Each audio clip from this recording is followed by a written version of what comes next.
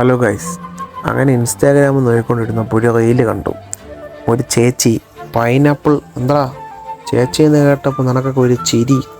ഓ ആ എന്തായാലും കാര്യത്തിലോട്ട് വരാം. അങ്ങനെ ചേച്ചി പൈനാപ്പിൾ സിറപ്പ് ഉണ്ടാക്കി. അപ്പം അതിനായിട്ട് ചേച്ചി എടുത്ത് പൈനാപ്പിളും പഞ്ചസാരയും നാരങ്ങയും.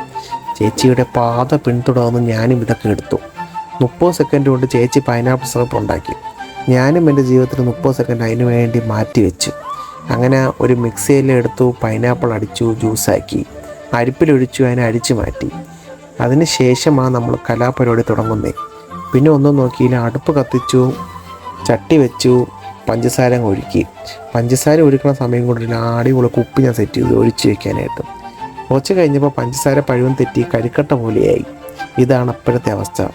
ഇത് കുടിക്കാൻ പോയിട്ട് വായിൽ വെക്കാൻ പോലും കൊള്ളത്തില്ല. അപ്പോൾ ശുഭദിനം. Okay, bye guys.